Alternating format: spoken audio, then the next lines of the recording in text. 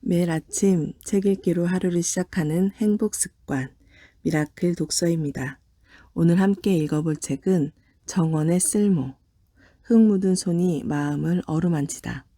수 스튜어트 스미스 지음, 고정화 옮김, 윌북에서 펼친 책입니다. 먼저 저자님 소개부터 읽어볼게요. 식물을 가꾸는 마음을 탐구하다. 워즈워스를 사랑하고 프로이트를 연구하던 정신과 의사이자 심리치료사인 수 스튜어트는 정원 디자이너인 남편을 만나 정원 가꾸기를 처음 접한다. 정원의 사계절을 지켜보며 정원이 주는 안정감과 자연의 풍요로움, 정직한 산출에 매혹된 그는 정원과 식물이 인간의 정신에 도움이 된다는 사실을 체험한다. 그는 정원 가꾸기 프로그램으로 전쟁 트라우마를 극복한 할아버지 이야기를 실마리 삼아 식물과 사람 사이의 관계에 대한 탐구를 시작한다. 나아가 우울, 스트레스, 중독, 트라우마, 공황, 불안 등 정신건강 문제를 겪는 사람들을 만나 그들의 정서 상태를 바꾼 정원의 이야기를 듣고 정원과 식물이 어떻게 인간의 마음을 바꾸는지 신경과학과 진화론적, 심리학적, 정신분석학적으로 밝혀낸다. 이 책은 식물이 인간에게 주는 위안, 그 이상을 보여준다.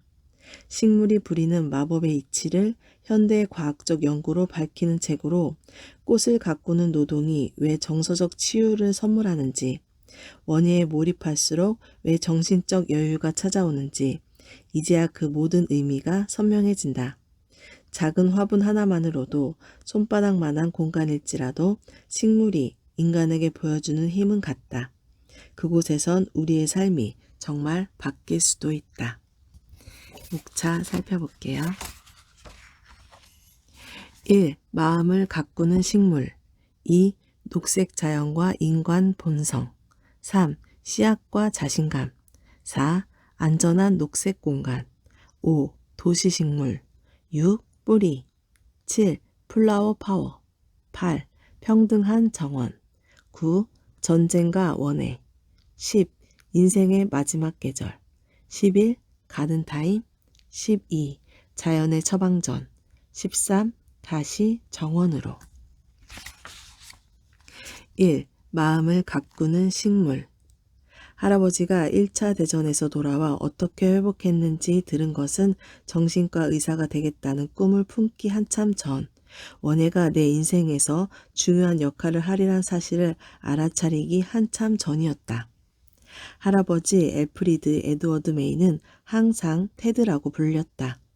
할아버지는 청소년 정도의 나이에 해군에 입대해서 마르코니 무선 전신 오퍼레이터 교육을 받고 잠수한 승조원이 되었다.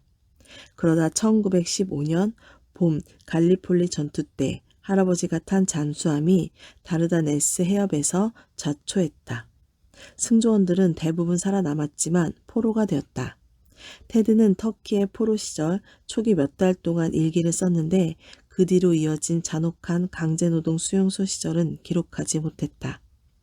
1918년 마지막으로 수용되었던 마르마라 해변의 시멘트 공장에서 마침내 바다로 탈출했다. 테드는 구조되어 영국 병원선에서 치료를 받았고 어느 정도 건강이 회복되자 머나먼 육로를 통해 귀향길에 나섰다. 그리고 낡은 우비에 터키 페즈 모자, 그 모자를 쓴 채 젊고 건강한 모습일 때 헤어진 약혼녀 페니의 집 앞에 나타났다. 페니는 그를 거의 알아보지 못했다. 몸무게는 40kg도 되지 않았고 머리카락도 모두 빠진 상태였다. 6,500km나 된 귀향길은 끔찍했다고 테드는 말했다. 해군에서 건강검진을 받았는데 영양실조가 너무 심각해서 몇 달 이상 살지 못하리라는 판정까지 받았다. 하지만 페니는 수프 조금과 몇 가지 음식을 1시간 단위로 먹이며 테드를 성심껏 간호했고 마침내 음식을 소화할 수 있을 만큼 회복되었다.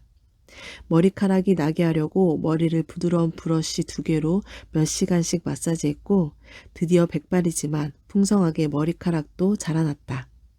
테드는 천천히 건강을 되찾았고 얼마 지나지 않아 페니와 결혼했다. 사랑과 끈기로 암울한 진단을 극복할 수 있었지만 프로 수용소의 경험은 테드를 떠나지 않았다. 공포는 밤이 되면 더 지독해졌다. 테드는 수용소에서 자려고 할 때면 사방에서 기어다니던 거미와 개를 두려워했다. 그래서 여러 해 동안 어둠 속에 혼자 있지 못했다. 1920년 1년짜리 원예 강좌에 등록하면서 테드는 회복의 다음 단계로 나아가기 시작했다. 원예 강좌는 전쟁 피해를 입은 전직 군인의 재활을 위해 전후에 마련한 여러 프로그램 가운데 하나였다. 이 과정을 마치고 나서 테드는 홀로 캐나다로 갔다. 땅을 일구는 삶이 자신의 육체적, 정신적 건강을 더 회복시켜 주리라는 희망을 품고 새로운 기회를 찾아 떠났다. 그 시절 캐나다 정부는 전직 군인의 이민을 장려해서 귀한 군인 몇천 명이 대서양을 건너갔다. 위니펙에서 밀 수확을 하던 테드는 나중에는 엘버타의 목장에서 채소밭을 가꾸는 더 안정적인 직업을 구했다. 페니가 몇 달 동안 함께 머물기도 했지만 무슨 이유에서인지 캐나다에서 새 삶을 시작하려는 그들의 꿈은 실현되지 않았다. 어쨌든 테드는 2년 만에 더 굳세고 건강한 남자가 되어 영국으로 돌아왔다. 몇 년 뒤 테드와 페니는 햄프셔의 작은 농지를 사서 돼지, 벌, 닭을 치고 꽃과 과일나무, 채소를 길렀다. 2차 대전 중에는 5년 동안 런던 해군 본부 무성국에서 일했다. 우리 어머니는 할아버지가 기차를 탈 때 들고 다닌 돼지 가방 가죽을 기억한다. 가방에는 집에서 잡은 고기와 집에서 기른 채소가 가득했다. 돌아올 때는 그것을 대신 설탕, 버터, 차가 들어있었다. 우리 외가는 전쟁 시절에도 버터를 풍족하게 먹었으며 할아버지는 담배도 직접 길러서 피웠다는 어머니의 이야기에는 아직도 자부심이 어려있다. 나는 할아버지의 선량한 성품과 열렬한 정신을 기억한다. 어린 눈의 할아버지는 아주 강하고 스스로에게 불만이 없는 듯 보였다. 남들을 불안하게 하거나 자기 트라우마를 얼굴에 드러내는 사람이 아니었다. 몇 시간씩 정원과 비닐하우스를 돌보았는데 입에는 항상 파이프를 물고 있고 담배 주머니도 가까이 두었다. 우리 가족은 할아버지가 건강하게 오래 산 것, 그리고 지독한 트라우마에서 어느 정도 회복한 것이 원예와 땅을 일구는 일의 치유력 덕분이라고 여긴다. 할아버지는 내가 12살 때 사랑하는 셔틀랜드 시프도그와 함께 산책을 나갔다가 동맥류 파열로 갑자기 돌아가셨다. 지역 신문에는 전 채연소 잠수한 승조원 사망이라는 부고가 실렸다. 부고에는 테드가 1차 대전 때 2번이나 전사했다고 보고된 일, 다른 포로들과 함께 시멘트 공장을 탈출해서 23일 동안 물 위에서 지낸 일도 적혀 있었다. 부고는 할아버지의 원예에 대한 사랑으로 마무리되었다. 그는 여가 시간 대부분을 넓은 정원을 가꾸는 데 바쳤고 몇 가지 희귀난초 재배자로 지역에서 유명세를 얻었다. 아버지가 40대 후반에 돌아가시자 젊은 나이에 혼자 남은 우리 어머니도 정원을 가꾸는 데 마음을 의존하신 듯하다. 장례식을 치르고 2번째 봄이 되었을 때 어머니는 이사를 가서 그 집에 버려진 정원을 되살리는 일에 착수했다. 아직 어리고 내 생각에만 빠져있던 나였지만 어머니가 땅을 파고 잡초를 뽑는 활동을 하면서 상실에 대처하고 있다는 사실은 알아차렸다. 그 시절 나는 식물을 키우는 일에 내 시간을 많이 바칠 거라고는 생각하지 않았다. 내 관심사는 문학이었고 온 정신과 삶은 문학으로 채우느라 여념이 없었다. 내 생각에 원예란 야외에서 하는 가사일이었으며 스콘 굽기나 커튼 세탁이 싫은 만큼 잡초 뽑기도 하고 싶지 않았다. 아버지는 내가 대학을 다니던 내내 입원과 퇴원을 반복하다가 졸업반에 올라갈 때 돌아가셨다. 어느 날 새벽 전화로 그 소식을 듣고는 동이 트자마자 케임브리지의 조용한 거리로 나가서 공원을 지나 강가로 갔다. 맑고 밝은 10월이었고 세상은 푸르고 고요했다. 나무와 풀과 물이 어쩐 일인지 위로가 되었고 평화로운 풍경 속에서 이제 아버지는 그 아름다운 나를 보지 못한다는 참담한 현실을 받아들일 수 있었다.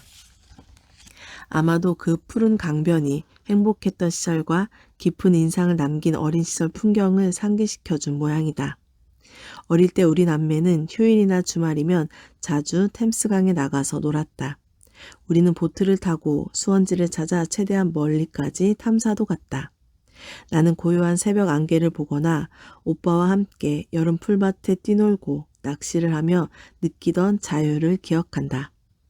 캠브리지 대학 마지막 학기에는 시가 내 정서에 중요한 의미를 띠기 시작했다. 내 세계는 불가역적으로 변했고 나는 자연의 위로와 인생의 순환을 노래하는 시들에 매달렸다. 딜런 토머스와 T.S. 엘리엇도 힘이 되었지만 가장 큰 힘을 준 시인은 워즈워스였다. 워즈워스는 자연을 바라보는 법을 알려주었다. 나는 자연을 바라보는 법을 배웠다. 생각 없는 어린 시절과 달리 귀에 거슬리지 않고 우리를 단련시키는 큰 힘이 있는 인류의 고요하고 슬픈 음악을 들으며. 슬픔은 사람을 고립시킨다. 경험이 다른 사람과 공유될 때도 마찬가지다. 가족에게 상실이 닥치면 서로 의지하지만 그러면서도 각자가 상실감에 혼란스러워한다. 서로가 거친 감정에 다치지 않도록 보호하려는 마음이 있어서 감정이 폭발할 때는 다른 사람들을 피하려고도 한다. 반면 나무, 물, 돌, 하늘은 인간의 감정에 무감각하지만 우리를 거절하지 않는다. 그리고 자연은 우리 감정에 흔들리지 않는다. 그렇게 전염되지 않는 특징 덕분에 상실로 인한 위로감을 달래주는 일종의 위안이 된다. 아버지가 돌아가시고 나서 몇 해 동안 나는 자연에 이끌렸다. 정원은 아니고 바다였다. 아버지의 고향 근처 남부 해안, 크고 작은 배가 바쁘게 오가는 솔런트 해협에 아버지 유해를 뿌렸지만 내가 위안을 찾은 곳은 배 한 척 보이지 않는 노퍼 북부의 길고 한적한 해변이었다. 그때까지는 그렇게 긴 수평선을 본 적이 없었다. 그곳은 세상의 끝 같아서 아버지에게 최대한 가까이 다가간 듯 했다. 그해 나는 프로이트를 공부하다가 인간 정신의 작동 방식에 흥미를 갖게 되었다. 그래서 문학의 길을 포기하고 의사가 되기로 했다. 그리고 의대 3학년 때 원예를 좋아하는 톰과 결혼했다. 톰이 식물 가꾸는 일을 좋아하니 나도 좋아해 보기로 마음먹었지만 솔직히 회의적이었다. 원예는 그저 허드렛일 같기만 했다. 물론 날씨가 좋으면 실내보다는 야외에 있는 편이 나았지만. 우리는 몇 년 후 아기 로즈와 함께 하트버드셔 서지힐에 있는 농장 건물을 개조한 집으로 이사했다. 톰의 고향집 근처였다. 그 후 벤과 해리가 잇따라 태어났고 톰과 나는 정원을 만들기로 했다. 우리가 헛간이라고 이름 붙인 새 집은 넓은 들판, 바람을 맞는 언덕 북쪽면에 있어서 보호막이 필요했다. 우리는 자갈밭에 나무를 심고 생 울타리를 치고 외까지 울타리도 세웠다. 주변 땅을 갈아 엎는 작업도 했다. 톰의 부모님과 많은 친구들이 돕고 격려해 주어 힘을 낼 수 있었다. 우리가 돌고르기 파티를 열면 로즈와 로즈의 할아버지, 할머니, 고모, 삼촌들이 함께 땅에서 돌을 주어 양동이에 담아 날랐다. 나는 육체적으로나 정신적으로나 뿌리 뽑힌 상태라 집에 대한 귀속 감각을 새로 찾을 필요가 있었다. 그래도 내가 뿌리를 내리는데 원예가 어떤 역할을 하리라고는 생각하지 않았다. 그저 정원이 아이들 인생에 점점 중요해진다는 점만을 의식했다. 아이들은 덤불 속에 놀이터를 만들고 자신들이 만든 상상의 세계에서 많은 시간을 보냈다. 정원은 환상이자 동시에 현실인 장소였다. 톰의 창의적 에너지와 통찰력 덕분에 정원은 점점 발전했지만 나는 막내 해리가 만 1살이 되었을 무렵에서야 마침내 스스로 식물을 기르기 시작했다. 처음에는 허브에 관심이 생겨서 관련 서적을 탐독했다. 이 새로운 영역의 지식을 가지고 나는 부엌에서 그리고 이제 내 것이 된 허브밭에서 여러 가지 실험을 했다. 몇 차례 재난이 있었고 보리지 넝쿨과 비누풀을 잔뜩 키운 것도 그 일부였다. 그럼에도 직접 키운 온갖 허브로 맛을 낸 음식을 먹는 일은 삶의 기쁨을 주었다. 나는 거기서 한 발 더 나가 채소를 재배했다. 이 시기에는 먹을 수 있는 식물을 키우며 기쁨을 느꼈다. 이때 나는 30대 중반이었고 국립보건서비스에서 초급 정신과 의사로 일하고 있었다. 원예는 내가 바친 노력의 결과를 눈앞에 보여준다는 점에서 내 직업과 대조되었다. 일터에서는 훨씬 더 이해하기 힘든 정신의 속성들을 다루었다. 병동과 클리닉에서 일할 때는 대부분 실내에 있어야 했지만 정원일은 나를 야외로 데리고 나갔다. 나는 점점 정원을 돌아다니며 자유롭게 사방을 둘러보고 식물들의 변화, 성장, 질병, 결실을 살펴보는 즐거움을 깨닫게 되었다. 그러다 보니 차츰 잡초 뽑기, 흙 고르기, 물주기 같은 평범한 일에 대한 생각이 변했다. 그런 일을 해낸다기보다 그 일에 전적으로 참여하는 게 중요하다는 사실을 알게 되었다. 물을 주다 보면 마음이 진정된다. 일을 마치고 나면 이상하게 나 자신도 식물들만큼 상쾌해진다. 그 시절뿐 아니라 지금도 원예에서 누리는 가장 큰 기쁨은 씨앗을 싹 트이우는 일이다. 씨앗은 자신이 어떻게 될지 말해주지 않는다. 크기도 그 안에 잠든 생명과 관계가 없다. 콩은 폭발적으로 자란다. 특별히 아름답지는 않지만 처음부터 거의 난폭할 만큼 강력한 생명력을 보여준다. 담배풀 씨앗은 먼지만큼 작아서 어디에 뿌렸는지 보이지도 않는다. 씨앗만 보면 구름처럼 피어나는 향기로운 꽃은 고사하고 어떤 시시한 일도 해낼 거라 생각할 수 없다. 그래도 그렇게 한다. 나는 새로운 생명과 애착을 형성하는 과정을 고스란히 느낀다. 거의 강박적으로 씨앗과 모종을 자꾸자꾸 확인하게 되기 때문이다. 그러면서도 온실에 들어갈 때면 이제 막 피어오르는 생명의 고요를 방해하고 싶지 않아서 숨까지 참는다. 식물을 키울 때는 기본적으로 일을 약간 미룰 수는 있지만 계절과 싸울 수는 없다. 다음 주에는 이 씨를 뿌리고 저 모종을 심어야 한다. 이를 미루면 기회를 놓치고 가능성을 박탈당하지만 흐르는 강물에 뛰어들듯 일단 씨앗을 심어 놓으면 우리가 계절의 에너지에 실려 움직이고 있다는 사실을 깨닫는 때가 온다. 나는 특히 초여름에 하는 정원 일을 좋아한다. 그때는 성장의 힘이 가장 강하고 땅에 심을 것이 너무도 많다. 한번 시작하면 멈추기가 싫다. 보통 어스름한 새벽빛 속에서 시작해 어두워져서 앞이 보이지 않을 때까지 일한다. 일을 끝낼 쯤이면 불을 환하게 밝힌 집의 온기가 나를 안으로 끌어들인다. 다음날 아침에 살그머니 나가보면 내가 일한 곳이 밤사이에 제대로 자리가 잡혀 있다. 물론 당연히 계획이 틀어지는 경험도 한다. 기대 속에 나갔다가 시들어버린 어린 상추나 이파리가 다 떨어진 케일을 맞닥뜨릴 수도 있다. 민 달팽이와 토끼의 분별 없는 습습관이 분노 발작을 일으키기도 하고 잡초의 끈질긴 생명력이 진을 빼놓기도 한다. 식물을 돌보는 기쁨이 모두 창조 행위와 관련되지는 않는다. 정원에서 파괴적인 행위를 하는 일의 좋은 점은 그것이 용인 가능할 뿐이 아니라 필요하다는 사실이다. 그 일을 하지 않으면 정원은 온통 잡초에 뒤덮인다. 그래서 정원 일의 많은 행동이 공격성을 띠고 있다. 전정 가위를 들고 가지를 치거나 땅을 깊이 파헤치거나 민 달팽이를 없애고 먹파리를 죽이거나 파랭이 풀을 뜯어내고 새기풀을 뽑거나 하는 일이 그렇다. 우리는 복잡한 생각 없이 이런 일에 힘을 쏟을 수 있다. 그것은 성장을 돕는 파괴이기 때문이다.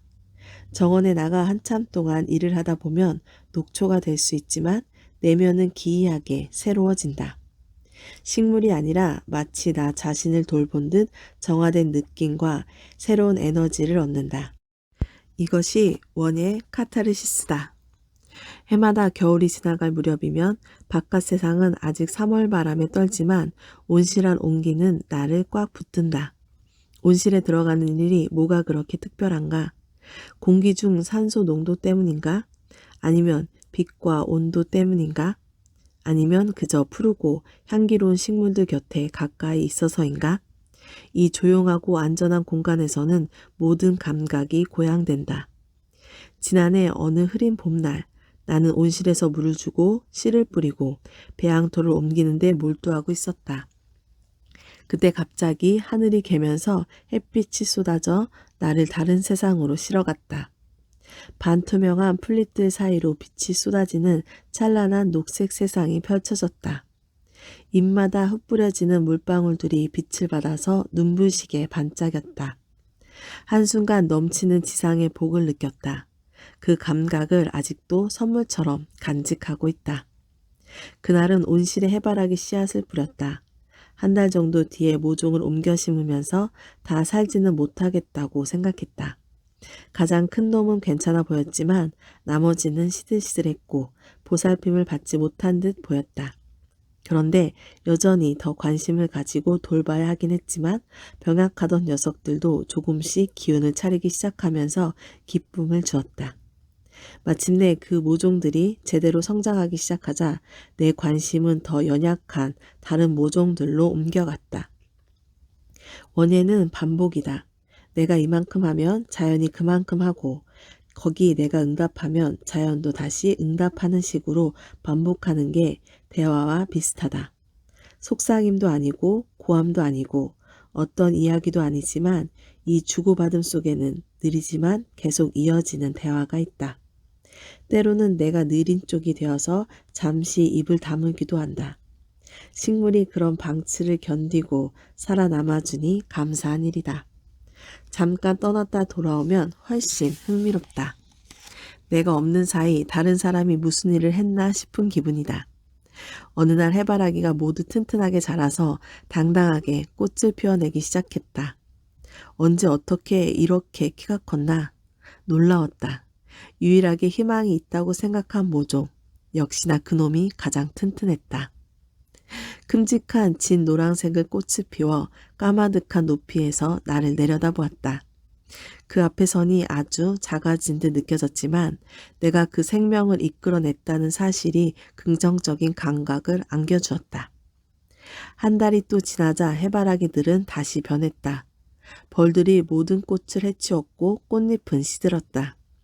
가장 큰 해바라기도 굽은 머리를 제대로 지탱하지 못했다. 얼마 전까지 그토록 당당했던 모습이 이렇게 서글프게 바뀌다니. 한순간 해바라기를 모두 베어내고 싶었다. 하지만 초라한 슬픔을 가만히 참고 지켜보면 해바라기들은 햇볕에 하얗게 말라서 전과 다른 종류의 위험을 띠고 우리에게 가을을 보여줄 터였다. 정원 가꾸기에는 이미 진행 중인 상황을 깨닫는 일이 포함된다. 되는 일과 되지 않는 일에 대한 이해를 정교하게 만들고 발전시켜야 한다. 기후, 땅, 그 안에서 자라는 식물을 포함해서 장소 전체와 관계를 맺어야 한다. 그것이 우리가 씨름해야 하는 현실이고 그 과정에서 어떤 꿈들을 포기해야 한다. 톰과 내가 돌밭을 처음 개간하고 만든 장미정원도 그런 사라진 꿈이다. 우리는 화단을 벨드 크래시, 카르디날드 리슐리웨, 아담 아르디 같은 예쁜 옛 장미들로 채웠다. 내가 가장 좋아하는 장미는 섬세하고 화려하고 달콤한 얇은 꽃잎이 마치 구겨진 연분홍색 박엽지 같은 팡탱 라트르였다. 보드랍고 폭신한 꽃에 코를 대면 향기 속으로 사라질 것만 같았다. 그 꽃이 우리 곁에 머무는 시간이 그렇게 짧을 줄 몰랐다. 얼마 지나지 않아 꽃들이 환경에 적응하지 못한다는 사실을 알게 되었다. 우리 땅은 장미와 잘 맞지 않았다. 게다가 외가지 울타리 때문에 환기가 잘 되지 않아 사태가 악화되었다. 해마다 점점 지독해지는 검은 무늬병, 흰 곰팡이와 전투를 벌였고 약을 뿌려주었을 때를 빼면 장미는 슬프고 힘들어 보였다. 장미들을 얼른 없애지 못하고 망설였지만 자연에 대항해서 정원을 가꾸어봤자 무슨 소용이 있을까? 결국 장미를 떠나보내야 했다. 그때 속상하던 마음이 아직도 생생하고 지금도 안타깝다. 이제 그 화단에는 여러 해살이 식물들뿐 장미는 한 그루도 없지만 우리는 아직도 그곳을 장미정원이라고 부른다. 그렇게 기억은 남아있다. 톰은 화학 스프레이를 뿌리는 것을 좋아하지 않았지만 나는 특히 아버지의 병 때문에 더욱 싫어했다. 내가 어렸을 때 아버지는 공해 물질에 노출되어 발병한 골수부전을 앓았다. 그 비극을 촉발한 원인은 완전히 밝혀지지 않았지만 오래전에 사용이 금지되어 마당 헛간에 버려진 채 뒹굴던 농약들과 그 전에 여름에 이탈리아에서 휴가를 보낼 때 처방받은 항생제가 후보로 꼽혔다. 아버지는 거의 죽을 뻔했다. 다행히 치료를 받고 어느 정도는 회복했고 그 뒤로 14년을 더 사셨다. 키가 크고 체력이 좋은 분이었기에 우리는 아버지의 골수가 제 기능을 하지 못한다는 사실을 자주 잊었다. 하지만 병은 언제나 뒤에 숨어 있었고 때때로 위기가 찾아오면 우리는 간절히 기도하는 것 말고는 할 수 있는 게 없었다. 그 시기에 내 상상력을 사로잡은 정원은 우리 집 정원이 아니었다. 어머니는 오빠와 나와 친구를 데리고 이사벨라 숲으로 자주 놀러 갔다. 그곳은 리치먼드 공원 안에 있는 조림지다. 거기 가면 우리는 커다란 철쭉꽃들 사이를 드나들며 탐험과 숨바꼭질을 즐겼다. 철쭉 덤불이 워낙 우거져서 가끔 길을 잃었다는 공포를 느끼기도 했다. 그 숲에는 불안 요소가 하나 더 있었다. 숲 깊은 곳 작은 빈터에 빨갛고 노란 칠을 한 나무 이동주택이 있었는데 문 위에 여기 들어오는 이는 모든 희망을 버려라 라고 적혀 있었다. 우리는 서로에게 문을 열어보라고 떠밀었다. 나는 희망을 버리라는 말을 쉽게 받아들일 수 없었다. 문을 열면 뭐라고 이름 붙이기도 어려운 무시무시한 게 튀어나오리라는 생각이 들었다. 미지의 것이 모두 그렇듯이 환상은 현실보다 훨씬 강력한 힘을 발휘했다. 어느 날 마침내 우리는 그 문을 열었다. 노랗게 칠한 집안에는 나무로 만든 간이 침대가 전부였고 무서운 일은 일어나지 않았다. 모든 경험은 나 자신의 일부가 되지만 경험하는 동안에는 아무것도 알아차리지 못한다. 나중에 정신분석 심리치료 교육을 받으면서 스스로를 분석하기 시작했을 때에야 나는 내 어린 시절의 세계가 아버지의 병으로 얼마나 흔들렸는지 깨달았다. 이동주택 문 위에 적힌 문구가 내 어린 시절 상상력에 왜 그렇게 큰 영향력을 미쳤는지, 16살 때 이탈리아 세베소에서 일어난 화학물질 누출 사고가 왜 그렇게 관심을 끌었는지 알게 되었다. 폭발 사고로 자욱하게 퍼져나간 유독가스는 참혹한 결과를 일으켰지만 사고의 전모는 얼른 드러나지 않았다. 토양이 오염되고 지역 주민들 건강은 장기적으로 심각하게 송산되었다.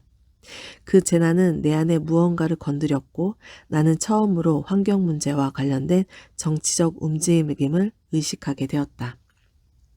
하지만 이런 일들이 무의식 안에서 이루어지다 보니 나는 그 사건과 우리 아버지를 병들게 한 미지의 화학물질 사이의 유사성을 보지 못했다. 그저 내가 환경 문제에 대해 각성했다고만 생각했다. 이렇게 자신을 분석하며 과거를 돌이켜보고 기억을 살펴보는 데에는 인생에 대한 각성이라는 다른 종류의 각성이 필요했다. 애통함은 입을 다물 수 있고 감정이 다른 감정을 숨길 수 있음을 이해하게 되었다. 새로운 통찰의 순간들은 영혼을 울린다. 반갑고 상쾌한 통찰도 있지만 받아들이고 적응하기 어려운 깨달음들도 있다. 그러는 내내 나는 정원을 가꾸고 있었다. 정원이 제공하는 안전한 물리적 공간은 정시적 공간 감각과 고요함을 안겨주어서 그곳에서 자신의 생각을 들을 수 있게 된다. 손으로 일하는 데 몰두할수록 내면에서는 더욱 자유롭게 감정을 정리하고 해결할 수 있다. 요즘 나는 원예를 활용해서 마음을 진정시키고 긴장을 푼다. 잡초 양동이가 차오르면 내 머릿속에서 시끄럽게 경쟁하던 생각들은 사라지고 가라앉는다. 잠들어 있던 생각들이 수면에 떠오르고 때로는 엉성하던 생각들이 결합해서 그럴듯한 형체를 이룬다. 육체적 활동을 하면서 동시에 정신을 가꾸는 기분이다. 나는 정원을 만들고 가꾸는데 진지한 실존적 과정이 개입할 수 있음도 이해하게 되었다. 그래서 질문을 해보았다. 원예가 나에게 어떻게 영향을 미치는가? 어떻게 우리가 잃어버렸다고 느끼는 세계에서 우리 자리를 찾는 데 도움이 되는가? 21세기의 이 시점, 우울증과 불안증을 비롯한 정신질환이 늘어가고 사람들의 삶은 점점 도시화해서 기술 의존성이 높아지는 이 시점에는 정신과 정원의 상호작용 방식에 대한 이해가 어느 때보다 중요할지 모른다. 정원의 회복력은 고대부터 인정받았다. 오늘날에도 원해는 많은 나라에서 지속적으로 인기 침이 10위 안에 든다. 정원 가꾸기는 본질적으로 돌보는 행위이며 많은 사람이 아이를 낳고 기르는 일과 함께 정원 가꾸기를 인생에서 중요한 일 중 하나로 여긴다. 물론 원예를 노동처럼 느끼는 사람, 원예보다는 다른 것을 하고 싶은 사람도 있다. 하지만 많은 사람이 원예가 실외운동과 몰입활동을 결합해 우리의 마음을 진정시키고 에너지를 채워준다고 인정한다. 자연과 관련된 다른 활동과 다른 분야의 창조적 활동도 그런 효과를 낼 수 있지만 원예는 거기에 더해 식물, 땅과 밀접한 관계를 형성하게 해준다. 자연과 접촉하면 우리는 여러 차원에서 영향을 받는다. 때로는 우리를 가득 채워서 자연의 영향을 곧장 의식하는 경우도 있지만 때로는 느리고 잠재의식적으로도 작동해서 트라우마, 질병, 상실로 고통받는 사람들에게 특별한 도움을 주기도 한다. 시인 윌리엄 워즈워스는 자연이 인간의 내면에 미치는 영향을 누구보다 깊이 탐구했다. 심리적 통찰력과 잠재의식을 이해하는 능력 덕에 워즈워스는 정신분석의 선구자로도 여겨진다. 워즈워스는 직관을 이용한 도약으로 인간의 오감은 세상을 수동적으로 인식하는 것이 아니라 경험을 하면서 이미 경험을 구성한다는 사실을 알았다.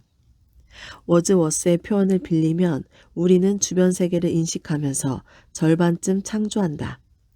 자연은 정신에 생기를 주고 정신은 자연에 생기를 준다. 워즈워스는 자연과 인간 사이의 이런 살아있는 관계가 정신의 건강한 성장을 촉진하는 힘의 원천이라고 믿었다. 그리고 원예의 의미도 이해했다.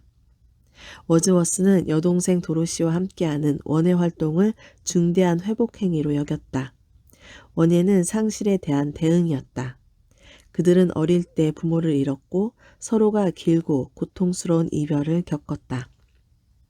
두 사람은 레이크 지역 도브 코티지에 정착해서 정원을 만들었는데 그 정원은 그들 삶의 핵심 요소가 되어서 집에 대한 내면적 감각을 회복시켜 주었다. 그들 남매는 채소, 약초를 비롯해 여러 가지 유용한 식물을 길렀지만 가파른 언덕 비탈에 있는 정원은 자연주의적인 성격이 강했다. 워즈워스가 산 모퉁이라고 표현한 이 작은 정원에는 그와 도로시가 산책하다가 채집해서 땅에 바치는 곡물처럼 가져온 꽃들, 고사리, 이끼가 가득했다. 워즈워스는 정원에서 자주 시를 썼다. 워즈워스는 시의 본질이란 고요 속에 돌아본 감정이라고 했고 따라서 강력하고 혼란스러운 감정을 차분하게 정리하려면 적절한 환경이 필요했다. 도브 코티지의 정원은 안전한 울타리 안에 있는 동시에 그 너머의 아름다운 풍경과도 연결되어 적절한 환경을 제공해 주었다. 워즈워스는 거기 사는 동안 뛰어난 시를 많이 썼고 이후 평생 동안 이어진 정원을 걸으면서 리듬을 느끼며 소리내서 시를 읊어보는 습관을 키웠다. 정원은 물리적 환경인 동시에 정신을 위한 환경이었다. 그와 도로시가 직접 만들었기에 더 의미가 깊었다.